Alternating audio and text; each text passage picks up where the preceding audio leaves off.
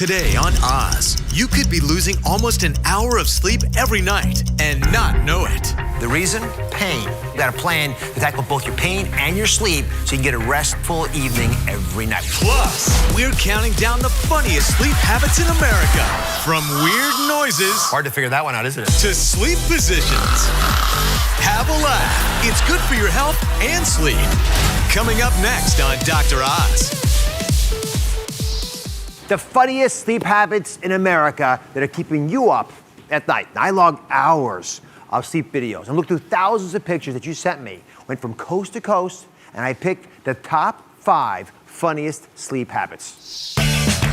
We went coast to coast, bed to bed, and couch to couch to find America's funniest sleepers, analyzing the funniest and most fascinating sleep habits that often keep us from getting a good night's sleep. We found droolers and snorers, sleepwalkers and sleep talkers, Little Debbie is here. even some sleep dancers. And some of the funniest sleep habits come from our furry, four-legged friends. Today, how to beat these funny but pesky sleeping habits keeping you up at night. Sleep specialist Dr. Michael Bruce is here to help count down your funniest sleep habits. We're going to start with number 5 in the countdown. Funny sleep habits, they start young. They really do. Younger than you ever imagined. This is a tie among 3 sleepy babies.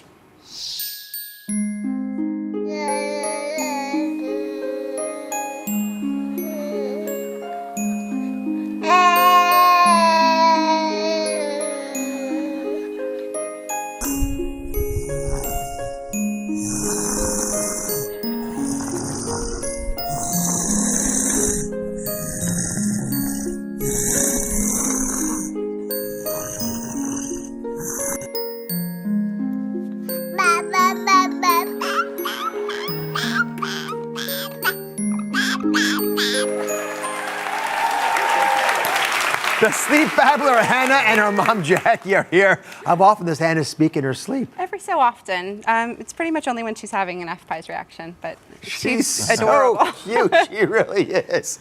Has it ever affected your sleep? Of course, she sleeps in our room. So she was just doing it last night, babbling and talking up a storm. So it's really common to have children do that at night. We see it in a large percentage of kids. The good news is it doesn't last forever. Well, that's good. Okay, but take as many videos as you can so you can show them at her wedding, and it'll be great, I promise. I'm curious, when you try to figure out what she's babbling, I have this problem because my granddaughter's 1 Okay. and says all kinds of things. I have no idea what she's trying to get out. This one, she's talking about eating.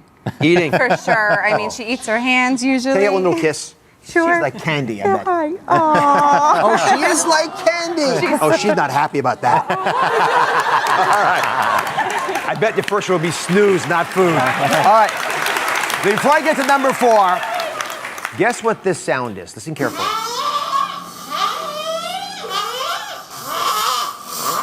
Yeah, hard to figure that one out, isn't it? Yeah, that one's scary. I don't have a baby elephant backstage. I want you to take a look at who this sound belongs to.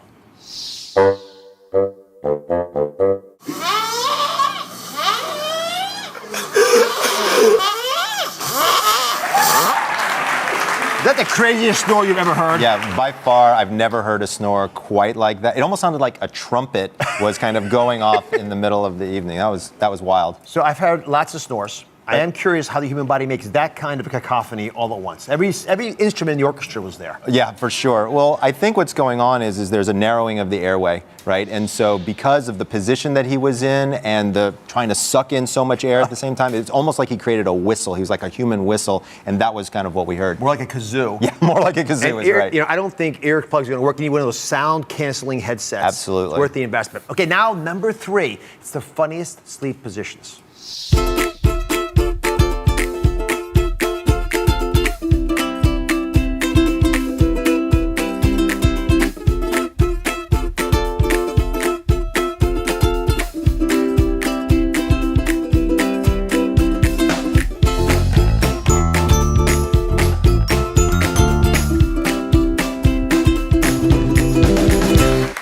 One of our funny sleepers, Donna, is joining us. I think that position is called the thinker. Is that right?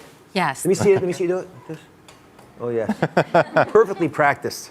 Well, sometimes I'm a Zumba instructor, a gymnast, and a yogi, but I think my favorite is the thinker because I go to sleep with a lot of things on my mind. So Sure. it's funny how I should end up that way. So it's practiced, actually. Sort of Yeah. interesting. You say common sleep positions, and this is one of them. This is called there's a name for The it. fetal position. The fetal position. But this is a thinking fetal. Right. So, down, crouched in like this. Right. Look at Hannah over there.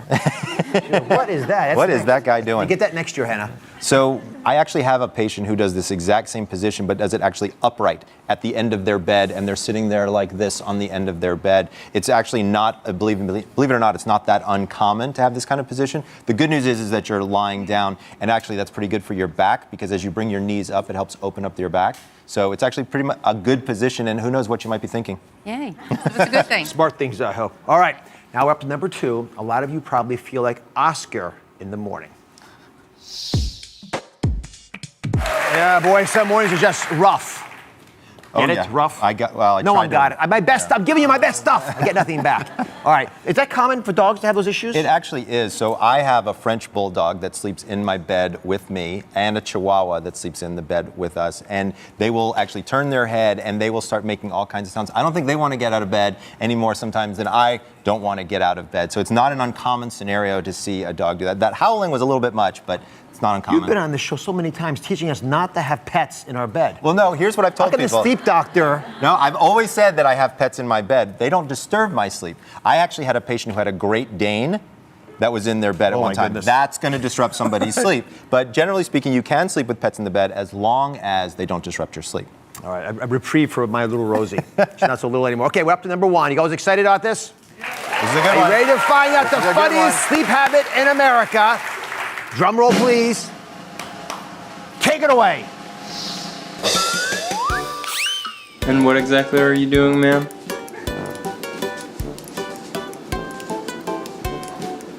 It's a special code.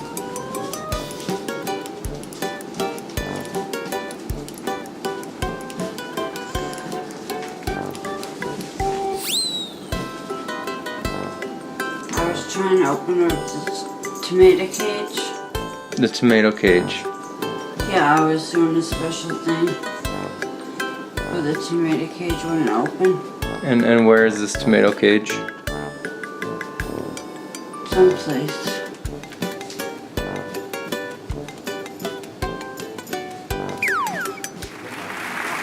Let's meet the funniest sleeper in America, Oh my gosh. Patty. I love you. Now, I'm one of 16 million people, this video went viral obviously, who got to see you. So how often do you sleepwalk like that? Sleep talk and dance? I really don't know. All I can tell you is it's not that often. And I've been to, I went to a sleep study. Yeah. Right. They found nothing wrong with me. So it's actually quite I don't common. take any kind of medication. Yeah, well, one of the things we see is the more sleep deprived a person is, the more likely they are to have some of I these don't sleep really good at all. complex behavior. I can tell that you're dancing all night long. What is that move by? Do you dance a lot? I love dancing, but that ain't my moves. I got hot moves. You got hot moves. I got really good moves. Let me see some hot moves.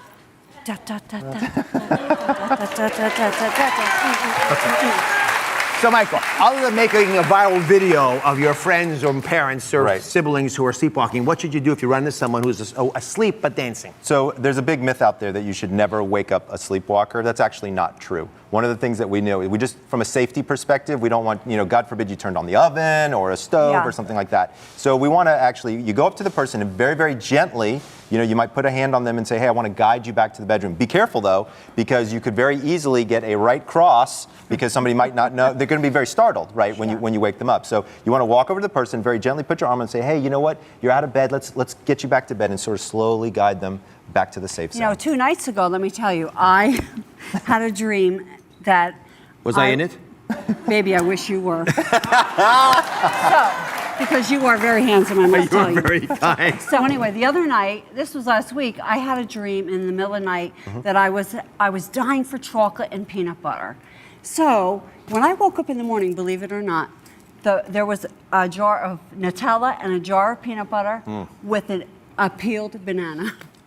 So I got up in the middle of the night and I ate that banana with peanut butter and chocolate. I think I'm going to put you guys together for a while after the show, just to I think talk. we may need to have a little discussion. When we come back, we tackle one of the biggest reasons you can't sleep. Dr. Bruce is going to stick around with what you need to do so you're not up in the middle of the night. Pay attention. Pay attention. Okay.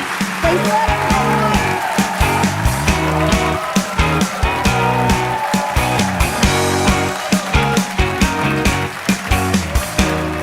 Next, do you suffer from back or neck pain? Are headaches and stiff joints keeping you up at night? You could be losing an hour of rest every night and not even know it. Break the cycle. The plan for everybody to tackle both pain and sleep and get the shut-eye you deserve. Next. You've seen the headlines. You've heard the controversy. Now, Dr. Oz fires back. He responds to his critics and sets the record straight on the GMO movement, alternative health practices, and his commitment to always fight for you. Thursday, April 23rd. Dr. Oz breaks his silence. That's coming up tomorrow.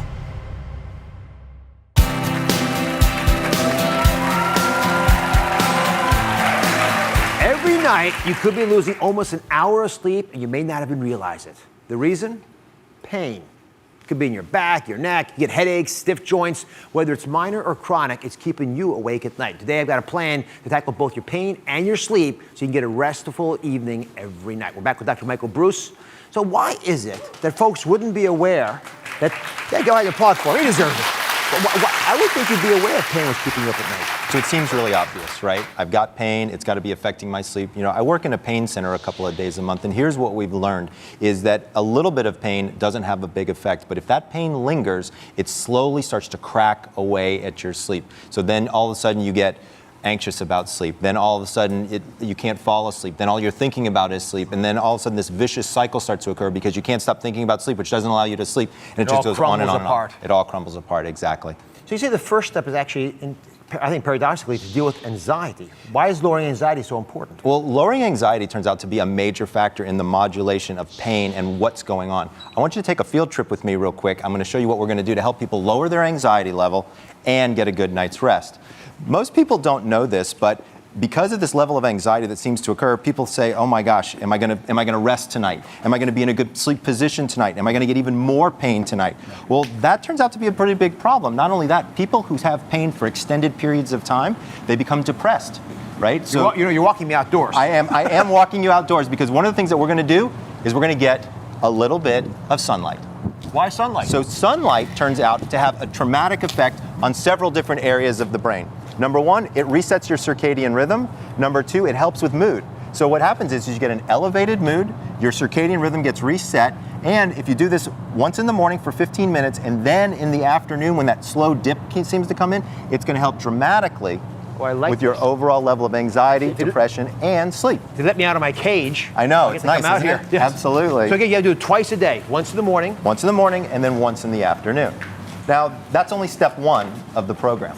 You also, it's argued that we have to use OTC meds to deal with both sleep and with pain. So it turns out that if you just treat the pain or you just treat the sleep, you miss out on the real component of the togetherness of it all. So one of the things we now know is with over-the-counter medications, something like an ibuprofen and a sleep aid together, taken about 30 minutes before bed, it can actually help together allow the person to drift off. So a gentle nudge. So we actually tried this with Christina, who's in our audience. You have some back pain, I understand. I do. Stand with us. Yeah, please. Unless your back's hurting too much. Yeah. Oh, no, I'm okay. So how long did it take for it to work, if it worked at all?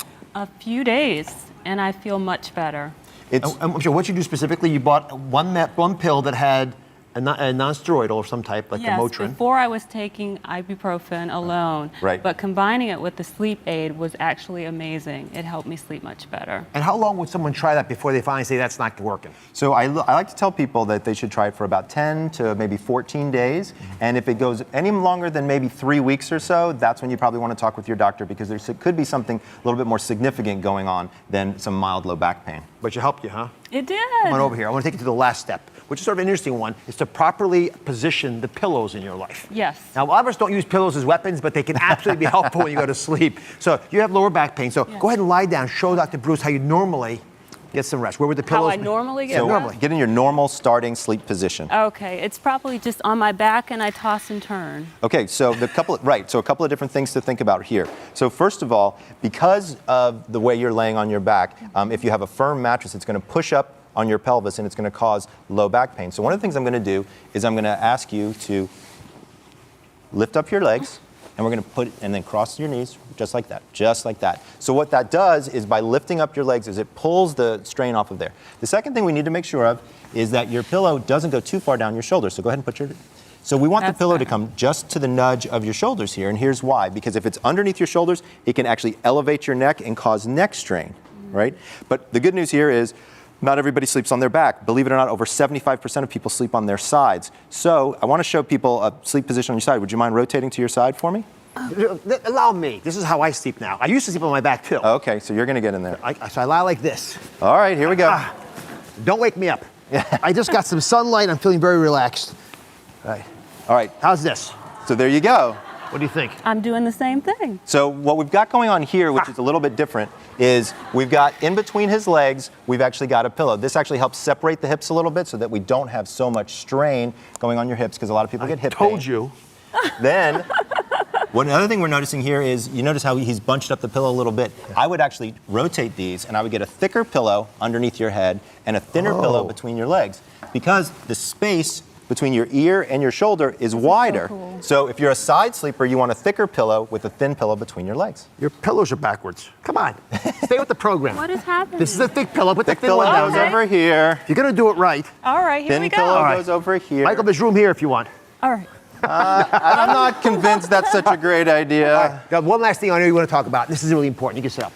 So we also need to take advantage when we position the pillows of our thoughts. We have to Position our actually- brain. So how do you do that? So when we're thinking about pain and we're about to get in bed at night, the thing to remember is that, first of all, you now have a plan, right? And so a lot of people, they get in bed, they say, I don't have a plan, I don't know what's going to happen. It elevates that level of anxiety. So number one, you have a plan.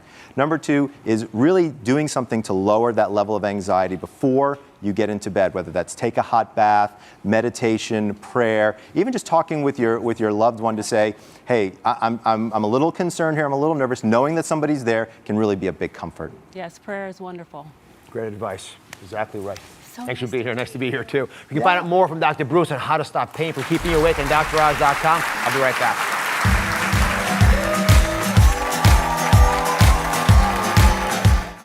How do you get to sleep naturally?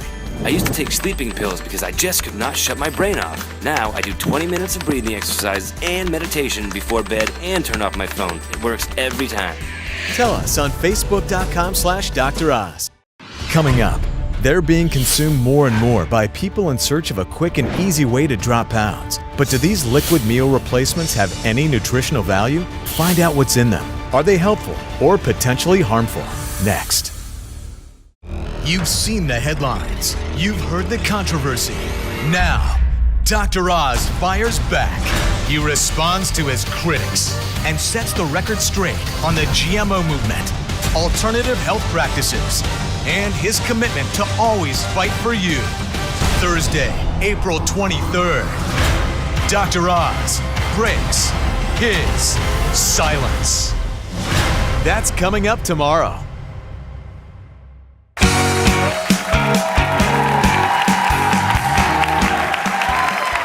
Consumer reporter Elizabeth Leamy recently alerted me to a large spike in sales for meal replacement shakes. They're not new, these products, but they do appear to be drawing in a fresh, new group of buyers in search of a quick and easy way to drop pounds. Liquid meal replacements have been around since at least the 1960s. Now they're back and booming, but these are not your mother's diet shakes. Dozens of new products have come to market in recent years, and they're flying off the shelves. In fact, sales of liquid meal replacements have gone up as much as 30% in the past 5 years. I lost 166 pounds. I lost 65 pounds. So, should you toss out your fork in favor of a straw? Today, liquid meal replacements, are they helpful or harmful? Thank you, Elizabeth Leamy. Today we're taking a look at these drinks to see what's really in them. I brought in nutritionist Dr. Ravina Brock to analyze the nutritional value of these liquid replacement meals. Thanks for being here. Always a pleasure. So we're going to divide them up. We're talking about what's helpful about these meal replacements and what's potentially harmful as well. There's one reason I got to emphasize why millions of people believe that they're helpful is that they lose weight on them. It does seem to work. Why is that? It's because it's gross calorie restriction. And when you restrict your calories drastically, you're bound to lose weight. Which makes sense. The question is, what do you pay as a price? And they are very impressive results. And I'm going to emphasize one woman, Joelle, is joining us, who actually knows this better than most because she's done the plan. How are you, Joelle? How are you? So if you don't mind, tell us your story using these meal replacements, how they helped you, how they not helped you. Okay, so I've been liquid dieting over 8 years now. I've tried several. I normally try them for an occasion if I'm doing a wedding, if I just want a rapid weight loss period. So a month at a time, I'll go on it. I'll lose a good amount of weight from like 20 to 30 pounds. Oh my goodness. As soon as I phase into the maintenance plan, boom, I'm back at a big girl again. It's just like... What's the most amount of weight you've lost with them? 30 pounds. 30 pounds. Yeah. And you say as soon as you go back, and there's a picture of you when you're on the lighter side. You see the collarbone? I How see the sexy collarbone. it was? Yeah. That's right. And from that size to the weight, the heavier size you go to, how quick a transition is that? Oh, instantly. Again, as soon as I started putting back the maintenance plan, like eating regular foods again, instantly the bloating, I'm gaining weight. Dr. Rowe, do you hear these stories? Surprise. Yeah, absolutely. I get this from my patients all the time. So what I tell my clients is you start doing what you used to do, you start looking like you used to look. Yeah. So the point is, when you go back to eating food and you stop, doing the liquid meals, of course you're going to gain weight because you had drastically restricted your calories even though you had the sexy collarbone. Right. It is a nice collarbone, by the way. Thank you. All right. I think part of it also is you don't learn to eat healthy on these meals. Yeah. And that, at least if you're going to use them, that should be part of the puzzle. All right. Yeah. Thank you very much. Thank you. Okay. Now, the next reason people love these liquid meal replacements is their vitamin content. And if you can, first up, explain how they're able to get all the vitamins into these products. Well, first of all, it's about calories. These liquid meal replacement things contain calories, of course, and they do have vitamins. But the other thing is that, but the nutrients that they are lacking are phytonutrients, vital phytonutrients that go a long way to protect you against cancer, against heart disease, some even boost immunity. So the real nutrition, the real nutritional benefit comes from, the magic is in real foods, Dr. Oz. It's in here. You see what I'm saying? So these foods that we have, like kale, Swiss chard, sweet potatoes, oranges, all of these contain phytonutrients that protect you from chronic disease and go beyond just caloric, benefit. The thing is, you can't get this, you can't get the magic of what's in here in a can. So they have the vitamins because they get added in, but they don't have the real nutrients that come from real food, which becomes an issue because your brain's looking for these nutrients. Yes. So you don't think they're nutritionally sound in general? Not sound enough. The whole adage of a calorie is a calorie is really outdated, okay? So forget the calories. And the other thing is that your weight is regulated by a complex system. It's a regulatory system that involves your genetics, your hormones, and neurological factors. And calories from, nutrients from various food sources do not affect everyone in the same way. Let me go back to this for 1 second. So, yes, they're pre-counted calories. That's one of the reasons they work. What is the issue with that? You don't think a calorie is a calorie? No, a calorie is not, no, the whole business of a calorie being a calorie is a very outdated thing. The thing is, you're going to get, everybody's body, responds to the calories from various food sources in a different way. Got it. Let me, if I can, because this is a very appealing issue. A lot of folks like to sit down at a liquid replacement meal. It's all there. No thinking is involved. And you actually, at the same time, are actually in the belief that you're eating a healthy meal. Mm-hmm. If calories aren't calories, then we're not going to get the long-term benefits. It's a trick. Right. Let me point out what you're just emphasizing. This is a food label, a typical food label that's in these food replacements. And this is interesting because if I can pull out some of the key ingredients, notice the words in yellow. What are they?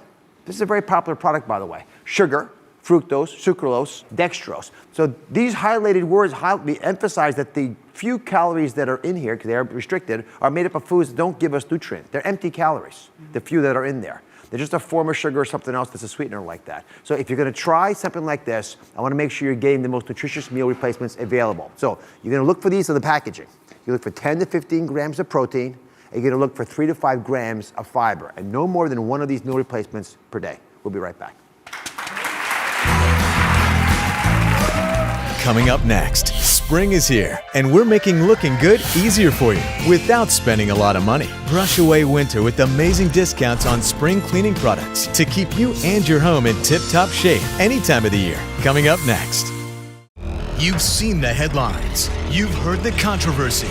Now, Dr. Oz fires back. He responds to his critics and sets the record straight on the GMO movement, alternative health practices, and his commitment to always fight for you. Thursday, April 23rd. Dr. Oz breaks his silence. That's coming up tomorrow.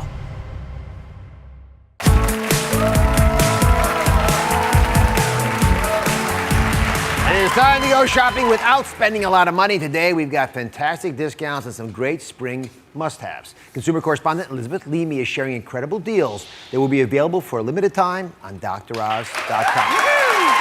First up that I know all the women are going to love, it's the UPF 50 Plus Tunics by Coolie Bar. What's UPF 50 mean? Well, first of all, in case anybody's worried, we're not turning your show into a fashion show. These are health products because of that UPF 50. It stands for ultraviolet protection factor, which is even better than SPF because it protects you against the UVA and the UVB rays. Plus, these are just good looking, so you're going to look good now and keep your skin looking good into the future. And this is just nice, light, breathable fabric. You get a choice of a bunch of different patterns. You want to hear some pricing? Please. Okay, this could normally cost as much as $120, but just for you, Dr. Oz Show viewers, we have arranged a 52% discount, so your final price as little as $45. I'm gonna take one of these to Lisa. Yeah. Nice. Tell us who the second deal is from.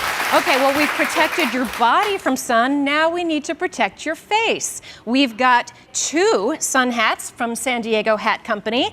These are also UPF 50, but there's another neat feature. You want to take your sun hat to the beach with you, right? And stick it in your suitcase, which means it's going to get squished about like that.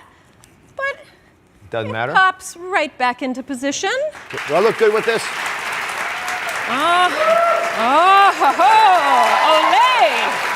Olé! I like it. What do they cost? Okay, normally $78. Dr. Oz Show viewers, you get 55% off. Final price, $35. Good for allergies as well. All right, the third product.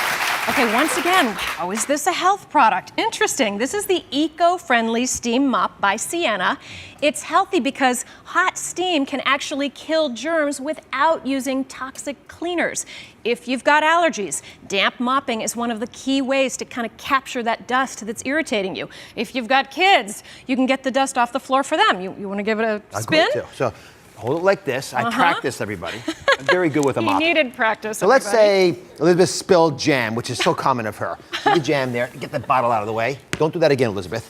So you hit the white button here. It's very simple. It's very comfortable, not too heavy. And then literally, you go over the jam. And this is a stress test. I literally have to put it on top of it. But watch what happens. You go back once, twice. It's disappearing. And it's gone. And this is what I like the most about it. And that's, about the most you'll ever be able to spill it anywhere. And it's gone. Okay. And that is not bad. What does that cost? All right, so pricing on this, normally $140, depending as much as $140, depending which version you choose. 51% discount just for Dr. Oz Show viewers, so as little as $65. Very nice, very nice. So you're off to the spa with us now. Yes, this is the rotating spa brush from My Spa Life. Personally, I do not have a spa life, which is why I'm interested in the do-it-yourself version. And what's neat about this, try it out. It's long enough, the handle, you can get your own back, which is why you would normally have to go to the spa to get somebody to help you out with that, right? Yeah. And let me show you one other thing. This clear compartment here is where you can put a soap of your choice, something yummy, whatever you like, and that contributes to the exfoliation process. And the timing is right. We all want to get rid of that sort of dull winter skin and get ready for spring and summer. All right, pricing? Pricing. Let's get down to business here. Normally $80, 54% off, $37. And the final product. This is a very clear health opportunity. Yes, okay, so these are the essential oils, skin and hair care products from Pretty Organic Cosmetics. You get 2 of the skin items and 1 for your hair, actually for your hair. These are simple, they're clean, they're organic, they're good for you, and they smell good. Give it a smell. Oh, they're wonderful. Yeah, kind of really those are. simple essential oils scents. I really like those. And remember, with oils, a little bit goes a long way. You get all 3. Pricing is normally $160, people. 51% off, so your final price, $79. So here's the good news. Everybody at home, you can all go to droz.com for these deals and some special bonus buys as well. So go to the website and check out those specials as well. What to do with the audience is the question. Should they go home with something? Can I go sit in the audience first so I get in on this? No, you're not allowed. Audience, you're all going home with the essential oil skin and hair care set. Compliments of Pretty Organic Cosmetics. We will be right back.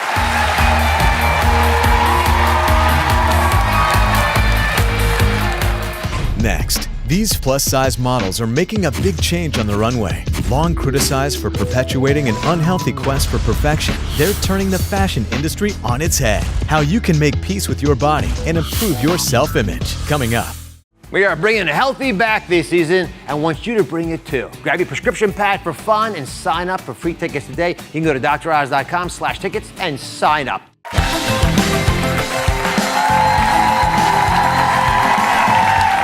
The fashion industry has been long criticized for perpetuating an unhealthy quest for perfection.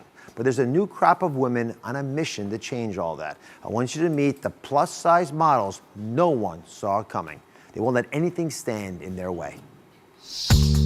In an industry where 000 is the size du jour and a thigh gap is just about de rigueur, it's hard to find your place when your body looks, well, like everyone else's. But these days, models who don't necessarily fit the mold are making waves and shaking things up. Robin Lawley, who's a size 12, is in this year's Sports Illustrated swimsuit edition. So when one of the world's largest modeling agencies closed its Plus division, plus-size models Inga Eriksdottir, Ashley Graham, Julie Henderson, Danielle Redman, and Marquita Pring banded together to change the way the fashion industry defines beauty. Calling themselves Alda, the Icelandic word for wave, these women are making waves of their own. Their mission? To encourage, inspire, and empower women of all shapes and sizes to accept and celebrate their bodies, and to create a market for all those different body types in the fashion world. A fashion statement the models of Alda believe is long overdue. Please welcome Marquita, Julie, Inga, and Danielle. Come on out.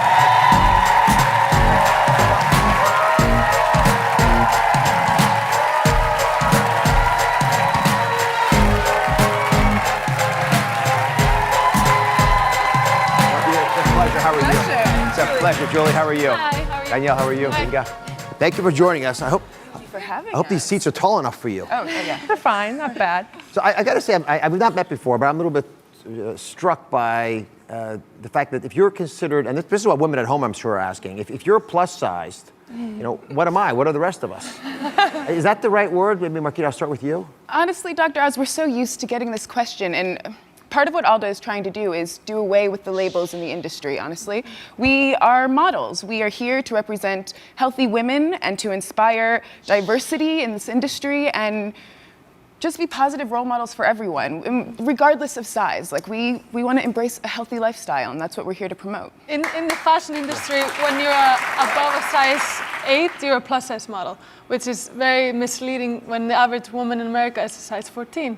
So it doesn't make any sense that it would be used, I think, in general. What size are you, when you become plus size in a store? That's not size 8, is it?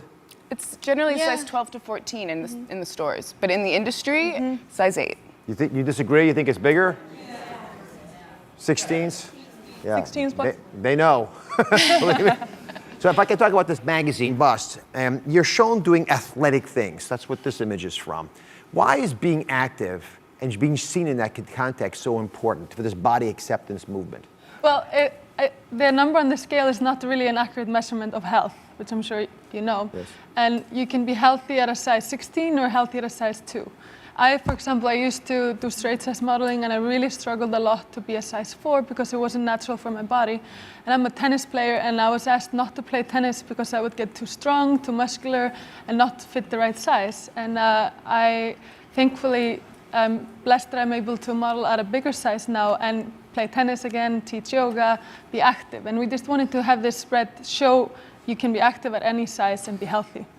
And I struggled at size around 4. I was a straight size girl, and I was struggling to stay really, really skinny. I was working out twice a day, eating really healthy. But I'm a Viking. My DNA is supposed to be big and curvy. So I was fighting that. Then eventually I learned about plus size. Okay, like this is where I fit in because I'm allowed to be my healthy, natural self. Yeah. Well, my daughter Daphne, who's grown up obviously, now when she was a little girl, a friend of ours said she has big cells because she was just bigger. And when she tries to get too small, that's not who she is, and she knows it. Now, there's a difference between that and being healthy for a lot of people. Yeah. Let me, if I can, get a thought from one member of our audience that I know of. Her name is Alexis, and you felt inspired to speak today. I'd love to hear more about your story. I know you were dreaming of being a plus-sized model, so if you can share with us some of your thoughts on what's holding you back. Well, just growing up, I always was larger, not necessarily fat or heavy, but by the 6th grade, I was 5'7". So just within my circle of friends and within, school, it was harder because I was always seen as like the larger one or the heavier one. And when, somebody tells you enough times that you're fat, you start to believe it. And that's kind of what happened, which really affected my self-confidence growing up. And I didn't have like these amazing women to grow up as inspiration that I knew that it was okay to be my size and, it was accepted.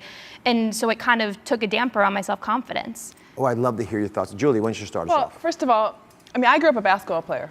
And being a basketball player, I want to be strong and healthy. And I was actually an outcast as a kid, too, because I was a mixed, back then, I was a mixed kid, the only black kid in my school. So I ate lunch by myself. Basketball saved me. I got a team. Isla's my new team now. These women inspire me. I see them every day. In this fashion world where skinny is in, these women support me. And I think for you, I would say, first of all, you're beautiful. Thank you. God, it's amazing. Yep. But I would say start every morning doing one thing for yourself. Like even for me, we all have bad days. I say, thank you for my hands. I have great thick thighs, this face. Appreciation first, no matter how bad you feel. Yeah. Then do one little thing for yourself. One thing that makes you feel good is making the phone call to your friend or getting your nails done or saying your prayers, whatever it does to make you feel more in your skin. Okay? And then find your team. Like I have my Elda team. Find your group of girls that support you, that you feel good about yourself. Yeah. That's the first step, I would say. Awesome. Yeah. Thank And you. don't compare yourself with anyone else. Not comparing is a very smart move. Social media, go ahead. That's imperative, yeah. Social media these days, with magazines, with, all of the thin women that are out in all of the advertisements, just don't pay attention to that stuff. It doesn't help anybody. We are all so unique and so different in our ways, and there's no need to try and conform to what society tells you is normal. That's what we're here to do right now, is to make a change and to inspire change and represent diversity, because look, we all look so different, and that's what it's all about. Just be you. Yeah. Do you. So, Marquita, what can folks at home right now who want to be supportive, who want to actually push the fashion industry to do exactly what you were all talking about, how do they participate? Well, honestly, we encourage you ladies to speak up. It's so important to use your voice. And with social media these days, you can have such a strong impact by tweeting, by hashtagging, going on Instagram and commenting on magazines, Instagrams, and companies, stores that you want to shop in, but they don't necessarily cater to your size. Tell them that you want to see more diversity represented, that you want to see curvier bodies, that you want to see a wider range of the sizes that they actually sell. Let them know. Speak up. It's so important, and I can't stress this enough, to come together and to just use your voice. And also, hashtag. Yeah, Alda has this great hashtag called Beauty Beyond Size, and to me that is so important.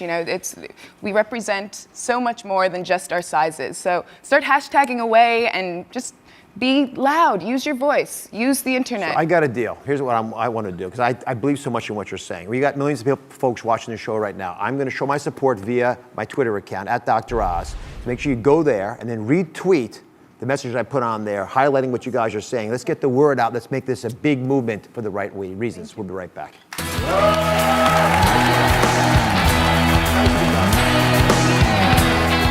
Dr. Oz's newsletter delivers information right to your fingertips. Get Oz's daily tip, recipe, and a sneak peek at the day's show in your inbox every morning. Sign up at droz.com. You've seen the headlines. You've heard the controversy. Now, Dr. Oz fires back.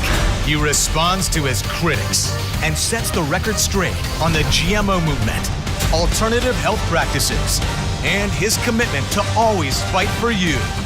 Thursday, April 23rd, Dr. Oz breaks his silence. That's coming up tomorrow.